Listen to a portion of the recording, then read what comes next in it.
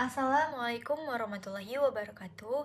Halo semuanya, perkenalkan nama saya Hasina Putri dengan NPM 2408260149. Baiklah, pada blog Hemato and Imunologi ini saya mengambil topik yaitu anemia defisiensi zat besi.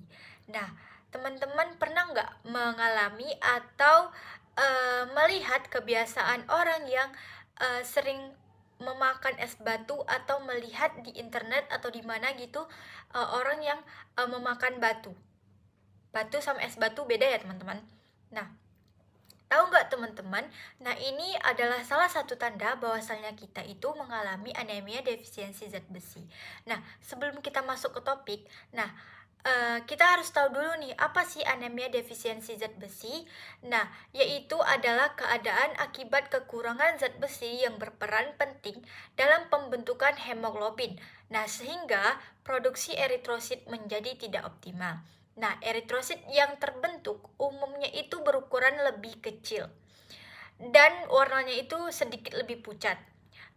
Atau sering juga disebut bahasa medisnya yaitu mikrositik hipokrom yang menyebabkan penurunan kemampuan darah dalam mengangkut oksigen ke jaringan. Nah, kondisi ini menimbulkan gejala seperti lemah, lesu, mudah lelah, pusing, dan gangguan konsentrasi.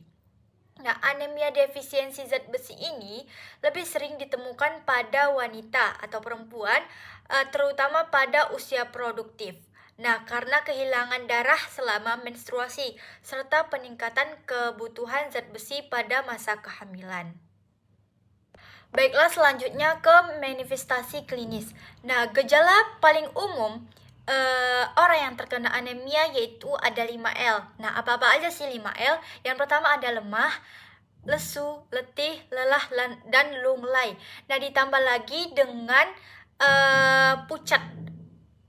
Selanjutnya ada tanda khas defisiensi zat besi. Nah, apa sih? Yang pertama ada atrofil papil lidah, yang kedua ada colitis angularis atau sariawan di tepi-tepi mulut. Contohnya di sini. Nah, selanjutnya ada sponile atau kuku sendok dan pica. Nah, pica ini adalah salah satu dari kebiasaan buruk atau kebiasaan yang tidak ada manfaat. Nah, seperti apa? Seperti mengunyah es batu dan memakan batu tersebut yang saya tampilkan di sini. Selanjutnya ada komplikasi dari anemia defisiensi zat besi. Yang pertama ada penyakit jantung anemia. Yang kedua ada ketika pada ibu hamil, yaitu ada BBLR atau bayinya itu prematur, dan IUFD. Nah, pada anak gangguan perkembangan dan pertumbuhannya itu terganggu. Apalagi pada anak-anak yang masih sekolah itu bisa mengganggu konsentrasi anak tersebut, dan peningkatan risiko infeksi dan lain-lain. Selanjutnya ada farmakologi. Nah, bila kondisi stabil atau preparat besi, kita berikan bila terdapat malabsorpsi atau intoleransi terhadap sediaan oral. Nah, yang kedua ada preparat besi oral. Nah, yaitu ada fruvosulfonat, fruvosumarat, fruvosuslaktat, dan lain-lain. Dan ketika tidak stabil, HB-nya itu di bawah 7 atau terdapat gangguan hemodinamik, kita bisa PCR, PRC atau transfusi darah, dan atasi penyakit dasarnya terlebih dahulu. Selanjutnya non farmakologi, kita edukasi kepada pasien yaitu hindari faktor resiko mengkonsumsi makanan tinggi zat besi. Contohnya seperti daging merah seperti daging sapi, daging ayam, dan hati ayam dan lain-lain, dan mengkonsumsi makanan yang meningkatkan penyerapan zat besi. Nah, contohnya seperti vitamin C atau asam ascorbat.